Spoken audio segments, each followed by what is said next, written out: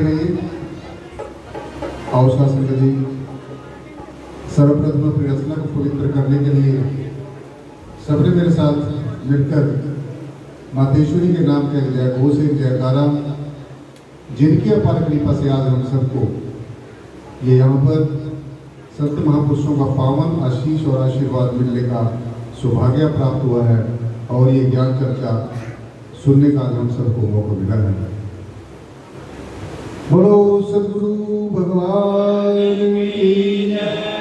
बोलिए महामाया जगदम्बिका की, महामाया ज्वाला की जय।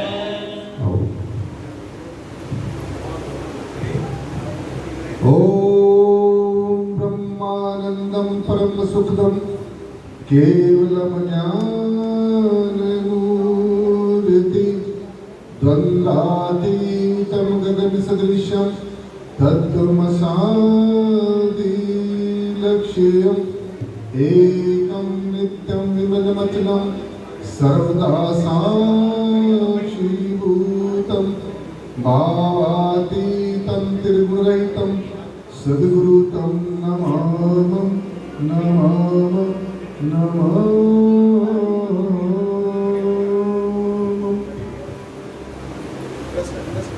सत्संग जी, आज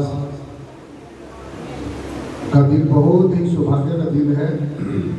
हम सबके बड़े अहोभाग्य हैं कि आज हम यहाँ पर मातेश्वरी के दरबार में बैठकर ये ज्ञान चर्चा श्रवण कर रहे हैं और संत महापुरुषों का आशीष और आशीर्वाद लेने के लिए हम सब यहाँ पर आए हैं। सो ऐसे ही सबने शांति प्रिय ढंग से बैठना है। सतगुरु चरण शरण में कटे पाप और रोग, हर्ष शोक व्यापे नहीं, मिले निरंतर योग। सतगुरु के प्रताप से होता आत्मनूर, काम क्रोध मद लोभ मोह सब हो चकनाचूर।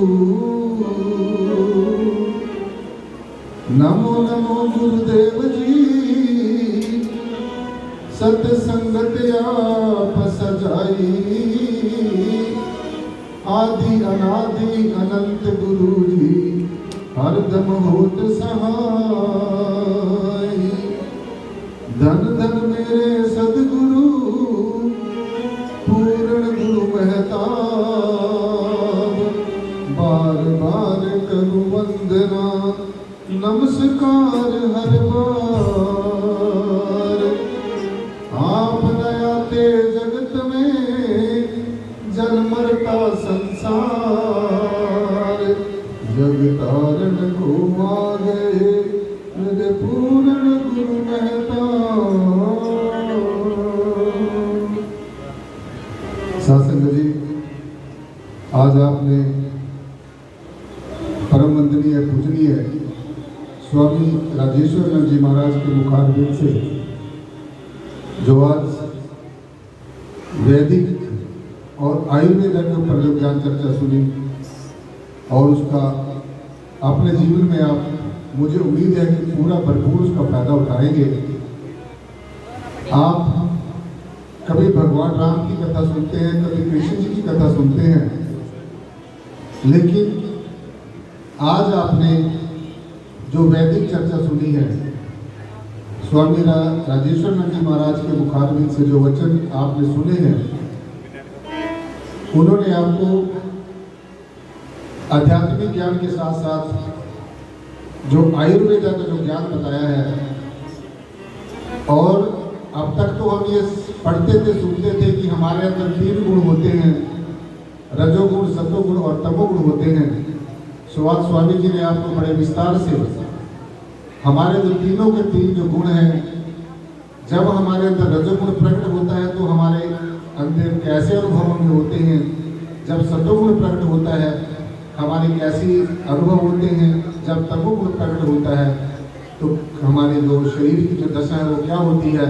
तो आज आपने बड़े विस्तार से स्वामी जी के मुखारबिंद से जो विचार सुने, मैं समझता हूँ कि वो जो विचार हैं हमारे जीवन में आध्यात्मिक दृष्टिकोण से और लौकिक दृष्टिकोण से, अलौकिक दृष्टिकोण से, मन से, वचन से, तन से, तीनों के जो ताप हैं, हमारे शास्त्रों ग्रंथों में बताया गया है कि 3 ताप से जीव दुखी है, अबल, निबल, अज्ञानी। 3 तरह के जो ताप हैं, ये जीव अबल है, निबल है और अज्ञानी है। तो स्वामी जी ने शासन जी आपको बड़े विस्तार से इन तीनों के 3 गुणों के बारे में, शरीर की रचना के बारे में, और जो ब्रह्म है, विष्णु है, शिव है, जो हमारे रजोगुण, सतोगुण और तमोगुण के प्रतीक है, उसके बारे में आपको बड़े विस्तार से बताया। सो थोड़ा सा शासन लिए आपका समय लेना है। सो सबने ऐसे शांति से ढंग से बैठे रहना है। हमारे जितने भी धर्म हैं, धर्मशास्त्र हैं, धर्म गुरु हैं, आचार्य हैं, प्रचार्य हैं, ये बात पुकार कर कह रहे हैं कि ये जो मनुष्य का जन्म है, ये हीरा सा जन्म है, ये बड़ा अनमोल जन्म है।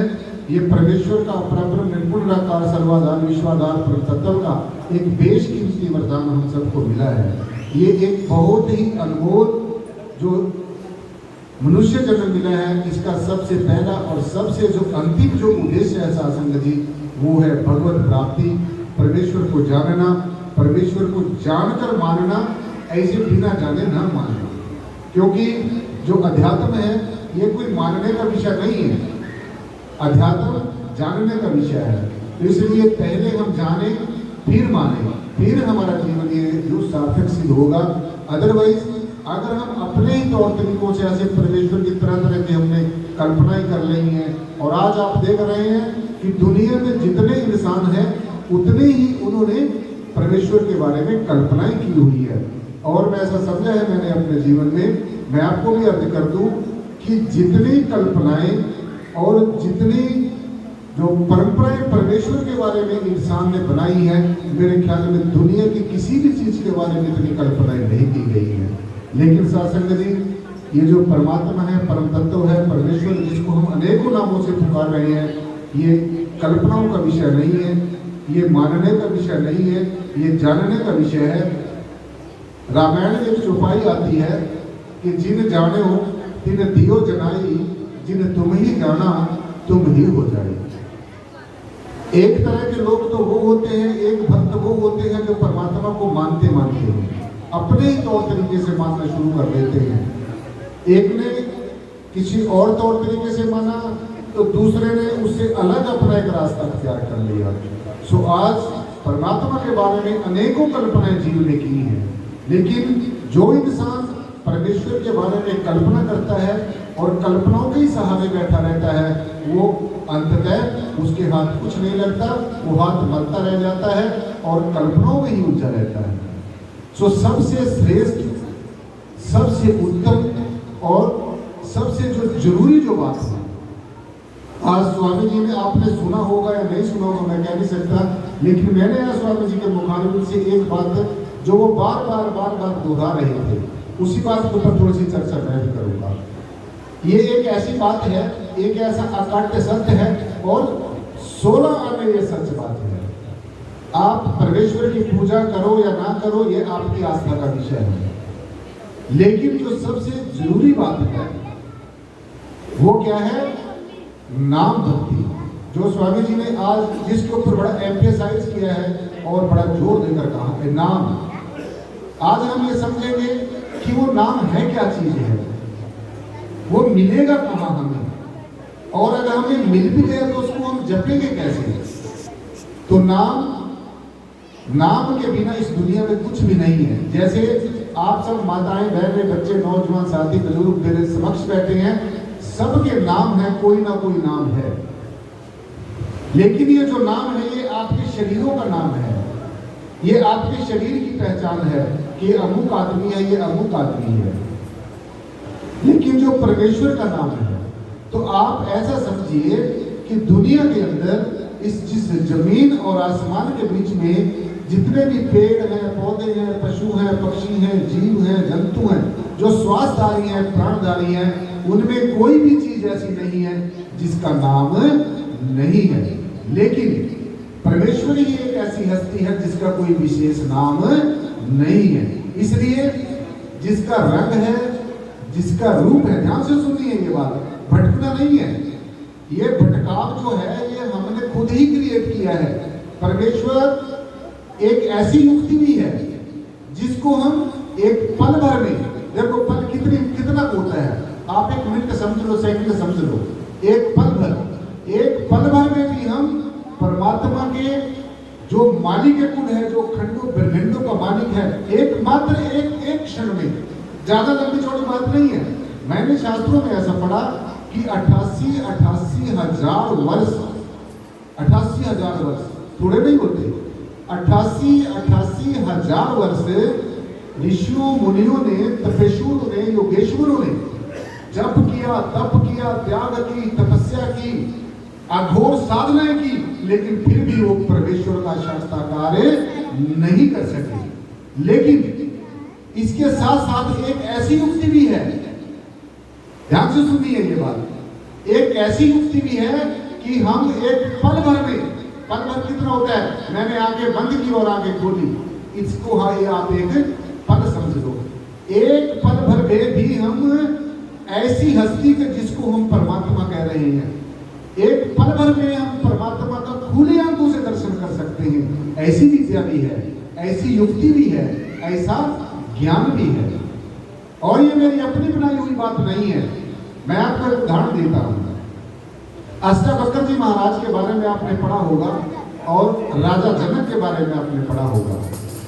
राजा जनक को अष्टावक्र जी महाराज ने इतनी देर में, कितनी देर में, जैसे वो एक घोड़े के ऊपर जब सवार करता है, जब सवारी करता है, एक पैर उठा के उसने रकाब में पैर रखता है, नीचे से पैर उठाकर उसको रकाब में रखा, तो इतनी देर में अष्टावक्र जी महाराज ने राजा जनक को परमात्मा का दर्शन करा दिया, दीदार करा दिया, साक्षात्कार करा दिया। तो क्या वो युक्ति अब खत्म हो गई है? क्या वो ज्ञान अब खत्म हो गया? नहीं, विद्या कभी खत्म नहीं होती। और कोई विद्या खत्म हो या ना हो, लेकिन ये जो ब्रह्म ज्ञान है, जो अपने आप को जानने की विद्या है, अपने आप को पहचानने की विद्या है, जिसको नो थायसेल्फ कहा है। हे इंसान, तू अपने आप को पहचान। दुनिया की सभी चीजें तूने पहचान ली है, रिश्ते नातों को पहचान लिया है, माता पिता को पहचान लिया है, भाई बंधुओं को पहचान लिया है, लेकिन एक जगह जीव मार खा गया है, अपने आप को नहीं पहचान सका। और जिस दिन ये अपने आप को पहचान लेगा, उस दिन इसके सारे के सारे लौकिक अलौकिक जितने भी संशय हैं, जितने भी डाउट्स हैं, वो सब साफ हो जाएंगे। सो वो जो विद्या है, जो एक पल भर में, जिसको 88 हजार वर्ष ऋषि मुनि तपस्वी तरह तरह की अघोर साधनाएं करके, व्रत करके, उपवास करके, तरह तरह की साधनाएं करके, योग करके, युक्तियां करके परमेश्वर का साक्षात्कार नहीं कर सके, लेकिन उसके साइड बाय साइड, उसके साथ साथ एक ऐसी युक्ति है जिस युक्ति के द्वारा अष्टावक्र जी महाराज ने राजा जनक को परमेश्वर का साक्षात्कार कराया। उसी ज्ञान के द्वारा, उसी युक्ति के द्वारा भगवान राम जी को वशिष्ठ मुनि जी महाराज ने साक्षात्कार कराया।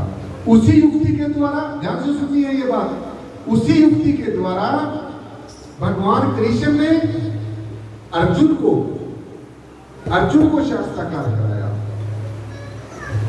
सो वो युक्ति आज भी जिंदा है, वो ज्ञान आज भी है, वो ब्रह्म ज्ञान अब भी है, वो कभी खत्म नहीं होता।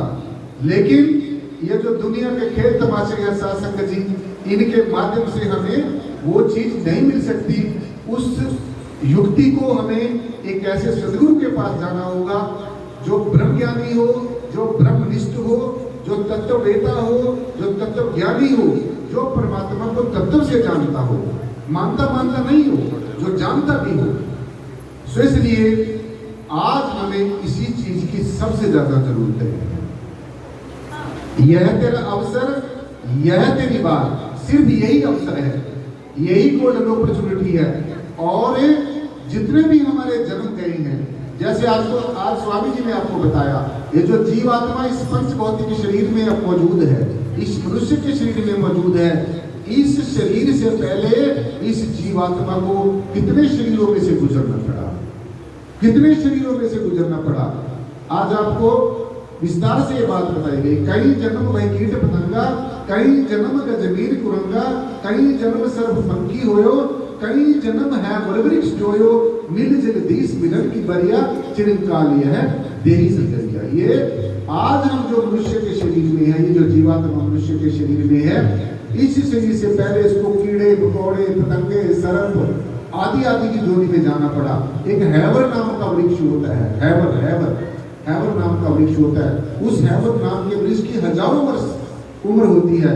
तो निश्चय ही ये जो जीवात्मा मनुष्य के शरीर में है, ये साथ संगति उस हैवर वृक्ष की जोड़ी में भी जरूर गई होगी। लेकिन अब आप अपना अतीत आपने भूल जाना है, अब वर्तमान में जीना है, वर्तमान में, और उसी युक्ति को अपनाना है। अगर आप ये चाहते हैं कि हम परमेश्वर का दर्शन करें, खुली आंखों से करें।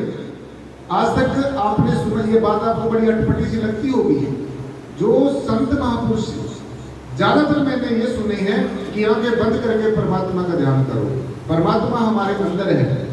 अगर परमात्मा हमारे अंदर है तो फिर ये बाहर कौन है? अगर दाएं हमारे परमात्मा है तो फिर बाएं कौन है? अगर ऊपर हमारे, हम कहते हैं ऊपर वाले की मर्जी से हो रहा, अगर ऊपर हमारे परमात्मा है तो फिर नीचे कौन है? अगर पूर्व में परमात्मा है तो फिर पश्चिम में कौन है? अगर उत्तर में परमात्मा है तो फिर दक्षिण में कौन है? सो ये बात, ये रहस्य हमें ऐसे समझ में नहीं आएगा।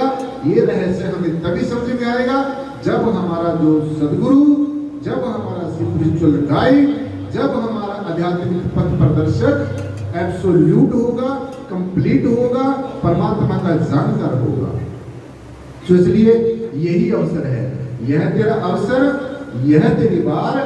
मानुष जन्म दुर्लभ है, होत न बारंबार। ये मनुष्य का जन्म, ये नर नारायणी देह, इसको नर नारायणी देह कहा गया है। इस नर की देह के अंदर ही नारायण वास करता है। और आज तक जब से भी अनादि काल से सृष्टि की संरचना हुई, सो जिसको भी आज तक परमेश्वर का साक्षात्कार हुआ, जिसको भी आंखें बंद करके साक्षात्कार हुआ, सो आंखें बंद करके आपको तब साक्षात्कार होगा साथ संगत जी, जब हम आंखें खोल के परमात्मा की पहचान करेंगे। हम ये कहते हैं कि भगवान सब जगह है, परमात्मा सब जगह है, कण कण के हैं। अगर सब जगह है तो फिर यहाँ भी होगा जहाँ हम लोग बैठे हैं, और अगर यहाँ नहीं है तो फिर कहीं नहीं है, और अगर यहाँ है तो फिर सब जगह है। तो आज आपके मेरे सब के आगे यही सवाल है कि क्या हमें यहाँ पर परमात्मा का एहसास हो रहा है? क्या हमें दिख रहा है यहाँ पर परमात्मा है? तो अगर हमें नहीं दिख रहा तो साथ संगति हमने देखना है, पहचान करनी है। तो आज मैं आपको बताना चाहता हूँ परमात्मा की क्या पहचान है। एसडीओ साहब ने लाखों रुपए देकर मान कर रहे हैं, बहुत बहुत धन्यवाद। सो अगर परमात्मा यहाँ पर है तो हमें कैसे पता चलेगा क्या पहचान है परमात्मा की? सो परमात्मा क्या पहचान है?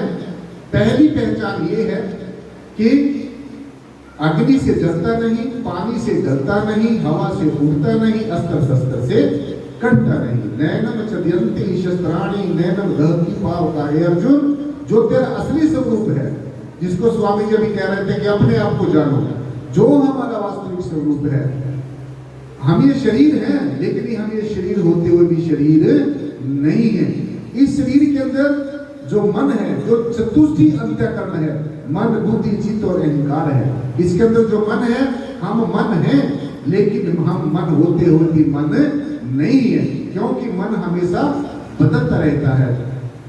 मन से जो सूक्ष्म बुद्धि है, हम बुद्धि हैं, लेकिन बुद्धि होते हुए भी हम बुद्धि नहीं है, क्योंकि बुद्धि के अंदर जो विचार है ये भी नित्य प्रति बदलते रहते हैं। बुद्धि से सूक्ष्म जो चित्त है, जिससे हम चिंतन करते हैं, हम चित्त हैं, लेकिन हम चित्त होते हुए भी चित्त नहीं है, क्योंकि ये चित्त भी हमेशा बदलता रहता है। इसके अंदर अनेकों प्रकार का चिंतन चलता रहता है। तो इसीलिए भगवान जी ने कहा कि अर्जुन, तू इस तन से परे, इस मन से परे, इस बुद्धि से परे, चित्त से परे, अहंकार से परे हे अर्जुन तू एक पावन पवित्र आत्मा है और अपने आप को आत्मा जान और आत्मा बनकर ही संसार में काम कर।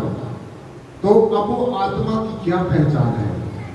हम कैसे कह सकते हैं कि हम आत्मा है?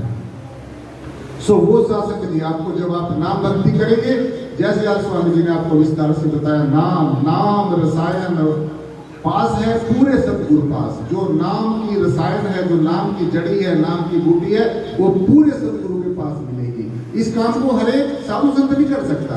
जैसे एक मास्टर है, कोई 10वीं क्लास को पढ़ाता है, कोई BA को पढ़ाता है, कोई MA को पढ़ाता है, इसको वही पढ़ा सकता है इस सब्जेक्ट को जिसने उस विद्या को, इस ब्रह्म ज्ञान को, इस तत्व ज्ञान को, इस निराकार ब्रह्म को, इस परमेश्वर को पहले खुली आंखों से देखा हो और फिर आंखें बंद करके देखा। तो नाम रसायन दात है पूरे सतगुरु पास। जो नाम की जो रसायन है, नाम की जो जड़ी है, वो ये पूरे के पूरे जो अपने आप में कंप्लीट है, एब्सोल्यूट है। ये नाम क्या है? ये नाम दो तरह का होता है, ध्यान से सुनना है। दो तरह का नाम होता है। वो दो तरह के नाम कौन कौन सा होता है? वो हम कह तो रहे हैं हम कौन सा नाम जपे? तो एक नाम होता है वर्णात्मक नाम, which can be expressed with the help of any word, जिसको हम शब्दों के सहायता से बोलते हैं। जो ये बोलने में आता है, जो लिखने में आता है, जो पढ़ने में आता है, जो देखने में आता है, ये सारे का सारा जो नाम, ये कौन सा नाम है? कौन सा नाम है? वर्णात्मक नाम, जिसका वर्णन किया जा सकता है। जिसका वर्णन किया जा सकता है उसको हम कहते हैं वर्णात्मक नाम। जो ये वेदों, शास्त्रों, ग्रंथों, उपनिषदों, पुराणों में जो भी ये पढ़ते हैं आप, इसको पढ़ने मात्र से हमारा काम नहीं चलेगा। ये जो वाणी है, ये वाणी हमें परमेश्वर की तरफ जाने का संदेश देती है। लेकिन जो आज आपको बताएंगे, जो इलाही वाणी है, जो अनहद शब्द है, जो शब्द धुन है, जो परमेश्वर के घर से आई हुई दिव्य वाणी है, हमारी आत्मा के लिए जो परमेश्वर के प्रेम का, प्यार का, प्रीति का जो संदेश लेकर हमारे अंदर हर समय ही डोरे ले रही है, हर समय गुंजायमान है। जैसे हम ये संगीत बाहर सुनते हैं, ऐसा ही दिव्य संगीत हमारे अंदर हर समय हो रहा है, अपने आप हो रहा है। तो इस संगीत को, इसको हम कौन सा नाम कहते हैं? इसको हम धुनात्मक नाम कहते हैं। कौन सा नाम कहते हैं? धुनात्मक नाम। धुन अनंत शब्द जिसकी कोई हद नहीं है, जो स्वतः हो रहा है। बाहर के साज आवाज बजाने से बजते हैं, लेकिन ये आवाज हमारे अंतर में अपने आप ही हो रही है। तो इसलिए इस आवाज को सुनना, इस शब्द धुन को सुनना, इस अनाहत शब्द को सुनना, ये परमेश्वर की शान है। जो परमात्मा की शान को जानना चाहता है, जो परमेश्वर को पहचानना चाहता है, वो नित्य प्रति एक ऐसे उपयुक्त स्थान पर बैठकर इस दिव्य धुन को सुने। और ये भी मैं आपको स्पष्ट कर दूं, ये जो बाहरमुखी हम कर्म क्रियाएं करते हैं, बाहरमुखी कर्म कांड करते हैं, ये भक्ति नहीं है। ये भक्ति का श्रृंगार हो सकता है, लेकिन ये अपने आप में कंप्लीट भक्ति नहीं है। जैसे हमारी बहन बेटियां श्रृंगार करती हैं, जैसे हम लोग अच्छे अच्छे वस्त्र पहनते हैं, क्यों पहनते हैं? कि हम सुंदर दिखें, सबको सुंदर दिखने के लिए। जो श्रृंगार होता है उससे हम लोग सुंदर दिखते हैं। ठीक इसी प्रकार से जो ये धार्मिक कृत्य हैं, जो धार्मिक कर्मकांड हैं, ये परमात्मा का श्रृंगार है। लेकिन अगर हम श्रृंगार को ही भक्ति सोच के बैठ जाएं, अगर हम श्रृंगार को ही भक्ति सोच के बैठ जाएं, तो हमारी भक्ति पूरी नहीं हो सकती। अगर हम रास्ते को ही अगर हम रास्ते को ही मंजिल सोच के बैठ जाएं, तो हम मंजिल पे नहीं जा सकते। अगर हम साधनों को ही साध्य समझ के बैठ जाएं, तो हमारा जो मनुष्य जन्म का देह है वो पूरा नहीं हो सकता। अगर हम एक बूंद को ही सागर समझ के बैठ जाएं, तो हम सागर को कभी नहीं पहचान सकेंगे।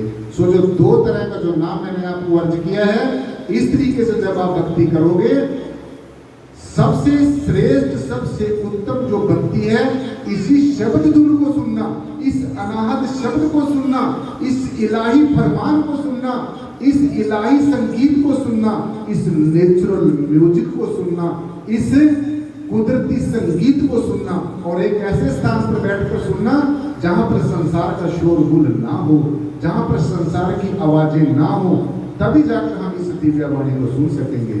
और ये जो दिव्य वाणी है, ये जो अनाहद शब्द है, ये परमात्मा की शान है, परमात्मा की जान है। जैसे हमारा शरीर के अंदर जो प्राण चल रहे हैं, जिसके कारण हम जिंदा है, ठीक इसी प्रकार से इस अनाहद शब्द के कारण, इस शब्द धुन के कारण ये सारे का सारा यूनिवर्स जिंदा है। इस सारे यूनिवर्स के जिंदा रहने का कारण ये शब्द है। और शब्द मैंने आपको बताया है कि एक वर्णात्मक और दूसरा धुनात्मक। इसी को कहा है भगवान कृष्ण ने, प्लीज भाई, भगवान कृष्ण ने अर्जुन को उपदेश देते तो यही बात कही है कि हे अर्जुन, जो मुझे तत्व से जानता है, जो मुझे तत्व से जानता है, सिर्फ और सिर्फ ऐसा ज्ञानवान महापुरुष ही मोक्ष और मुक्ति का अधिकारी है। तो अगर हम चाहते हैं कि हमारा ये मनुष्य जन्म सफल हो, अगर हम चाहते हैं कि हमारी भक्ति सफल हो, तो और आप कोई धार्मिक कर्मकांड करें या ना करें वो आपकी अपनी इच्छा है, लेकिन इस शब्द धुन को बैठकर जरूर सुने। और एक काम और करना है जो मैं आपको बताना चाहता हूं, ये भक्ति मार्ग, this is the secret of the success. ये भक्ति में सक्सेस होने की मैं आपको युक्ति बता रहा हूं। जब भी आप ध्यान में बैठते हैं, ध्यान कोई करना नहीं होता, जैसे हम कहते हैं ध्यान करो, ध्यान करना हमारा स्वभाव है, ध्यान करना हमारा स्वभाव है, नेचर है। हर समय हम किसी ना किसी चीज का ध्यान करते रहते हैं, लेकिन अब डिपेंड ये करते हैं कि हम किस चीज का ध्यान करते हैं। अगर हम संसार का ध्यान करेंगे तो संसार में फंसे रहेंगे, अगर हम निराकार का ध्यान करेंगे तो जीते जी हम निराकार ब्रह्म के साथ एक रूप हो जाएंगे, एक रस हो जाएंगे। तो इसलिए साथ संगत जी, आज हम सबको यही जरूरत है कि हमने ज्यादातर जो ध्यान है, ज्यादातर जो हमने देखना है, वो नाम भक्ति की तरफ हमने ज्यादा ध्यान देना है। तो जब आप नाम जपते हैं, एक बात और ध्यान में रखनी है, आप करें या ना करें, लेकिन संतों महापुरुषों की जब भी संसार में आते हैं, हमारे जैसे भोले भटके जीवों को ये संदेश देते हैं और उपदेश देते हैं, जब आप नाम भक्ति करते हैं, सबसे श्रेष्ठ नाम भक्ति है, सबसे श्रेष्ठ। और सबसे श्रेष्ठ योग कौन सा है? सबसे श्रेष्ठ योग ज्ञान योग है। अनेकों योग दुनिया के अंदर है, अनेकों योग है, लेकिन सबसे श्रेष्ठ योग ज्ञान योग और सबसे श्रेष्ठ नाम भक्ति। तो जिसके पास ज्ञान योग होगा, जिसके पास नाम भक्ति होगी, वो कभी भी भक्ति मार्ग में ऐसा हो ही नहीं सकता कि सक्सेस ना हो। तो जब आप ध्यान में बैठते हैं, एक काम और करना है, एक ऐसे उपयुक्त स्थान पर बैठना है जहां पर संसार का शोरगुल ना हो। और सबसे इंपॉर्टेंट और सबसे महत्वपूर्ण बात वो है, जब आप इस शब्द धुन को सुनते हो, ध्यान से सुनने वाली बात है, प्लीज भाई, आपके काम आएगी। हम लोग तो यहाँ से बोलकर चले जाते हैं, हम लोग चले जाएंगे, लेकिन ये बातें आपके काम में आएंगी। संत महात्मा आते रहते हैं, जाते रहते हैं, श्री जी कभी संतों से खाली नहीं होती। और जो संत महापुरुष कर सकते हैं, दुनिया में हमारा कोई रिश्ता नाता नहीं कर सकता, दुनिया की कोई उपाधि उपलब्धि नहीं कर सकती, दुनिया की कोई धन दौलत नहीं कर सकती। जो हमें सदगुरु दे सकता है वो कोई नहीं दे सकता। और खासकर जो ब्रह्मवेता सदगुरु है, जो ब्रह्मज्ञानी सदगुरु है, जो तत्वदर्शी सदगुरु है, जो परमेश्वर, जिसने परमात्मा को देखा है, जिसने पहले खुली आंखों से देखा है, फिर आंखें बंद करके देखा है, तभी हमें पता होगा कि अंदर बाहर एक ही जान, तब पावे सदगुरु का ज्ञान। इसलिए शासक जी, जब हम ध्यान में बैठते हैं, साधना करते हैं, आराधना करते हैं, ये बात जरूर रखनी है ध्यान में, तभी भक्ति मार्ग में हम सक्सेस होंगे, सफल होंगे। जब हम वर्णात्मक नाम जपते हैं तो उस समय शब्द धुन नहीं सुननी है। जब हम शब्द धुन का अभ्यास करते हैं, उस समय वर्णात्मक नाम नहीं जपना है। और जब तक आपके अंदर में शब्द धुन प्रकट नहीं होती, जब तक ज्योति प्रकट नहीं होती, तब तक हमने वर्णात्मक नाम का ही निरंतर सुमरण करते रहना है। जैसे एक हम बीज बोते हैं, बीज में से क्या होता है, अंकुर फूट जाता है, अंकुर फूटकर वो पूरे का पूरा वृक्ष बन जाता है, फूल आ जाते हैं, फल आ जाते हैं, और फिर वो पूरे का पूरा जो वृक्ष है वो उसके ऊपर जो फल लगता है, उस फल में वही बीज आ जाता है जो बीज हमने बीजारोपण किया था। तो इसलिए मैंने जो आपके समक्ष ज्यादा बातें रखी, ज्यादा समय आपका नहीं लेना चाहता हूँ। आपने जो भक्ति करनी है, साधना करनी है, आराधना करनी है, परमेश्वर का के गुहार लगानी है, आर्त भाव से प्रार्थना करनी है, इस तरीके से करनी है। अगर आप इस तरीके से प्रेयर करोगे, प्रार्थना करोगे, गुहार लगाओगे, आराधना करोगे, साधना करोगे, फिर आप दृश्य नहीं दृष्टा बन जाओगे, हर एक चीज के साक्षी बन जाओगे, हर एक चीज के गवाह बन जाओगे, अपने श्वासों में भी साक्षी बन जाओगे। जो हमारे अंतर में बाहर में घट रहा है, इसके लिए फिर हम साक्षी बन जाओगे। तो इसलिए ज्यादा समय ना लेते हुए मैंने जो आपके समक्ष आपकी आज जो बेनती रखी कि जो दो तरह का नाम होता है, फिर मैं जाते जाते ब्रीफ कर दूं। एक वर्णात्मक नाम, दूसरा धुनात्मक नाम। वर्णात्मक नाम तब तक जपना है जब तक धुनात्मक नाम हमारे अंदर प्रकट नहीं होता। जैसे आप ये ज्योति जगाते हैं, ये ज्योति इसका कोई मतलब है, इस ज्योति का कोई मतलब है। गुरुद्वारे में जाओ, वहां पर भी ज्योति जगाई जाती है, मंदिर में जाओ, वहां पर भी ज्योति जगाई जाती है, गिरजा में जाओ, वहां पर भी ज्योति जगाई जाती है। तो सब जगह जब भी हम कोई धार्मिक कृत्य करते हैं, सबसे पहले हम ज्योति जगाते हैं। तो ये ज्योति बाहर बाहर नहीं, ये हमारे अंतर में ज्योत जग रही है। जैसे स्वामी जी ने आपको बताया कि अंतर ज्योत निरंतर वाणी, जब ये ज्योति प्रकट हो जाएगी, इसी ज्योति के अंदर से आपको अनाहद शब्द धुन, जो दिव्य वाणी, अलाही वाणी, जो फरमान है परमेश्वर का, वो आपको सुनना शुरू होगा। इस तरीके से अभ्यास करना है, निश्चय आप अपने भक्ति मार्ग में सफल हो जाओगे। हमारा आना भी यहाँ पर सार्थक सिद्ध हो जाएगा और आपका आना भी यहाँ पर सार्थक सिद्ध हो जाएगा। सो 2 मिनट और मैं लेंगे, एक छोटा शब्द आपके समक्ष रखूं। तेरे एहसान का बदला चुकाया जा नहीं सकता, कर्म ऐसा किया तूने भुलाया जा नहीं सकता। सदगुरु ने हमारे ऊपर इतना रहमो करम किया है। जैसे हमारे योगीराज बैठे सूर्यनाथ जी महाराज, जिनके कारण हम सब एक दूसरे के रूबरू होते हैं। तो शासन जी, जो इसने किसी को अच्छा रास्ता दिखा दिया, सद मार्ग पर डाल दिया, वो चले ना चले वो उसका काम है। टीचर और प्रीचर का काम उसको अच्छा संदेश देना और अच्छा उपदेश देना है। सो इसका सारा श्रेय योगी सूर्यनाथ जी को जाता है। हमारे परम पूजनीय मंत्रीय सदगुरुदेव स्वामी राजेश्वर जी महाराज को जाता है, जिन्होंने आज आपने राम जी की कथा भी सुनी होगी, कृष्ण जी की कथा भी सुनी होगी, लेकिन आज उन्होंने आपको वैदिक कथा, जो वैदिक कथा जिसमें आपको दवा भी मिलती है और दुआ भी मिलती है, जिसमें उन्होंने हर एक बात को पूरे विस्तार से बताया है। आदर करोगे, आओ शासन बजे।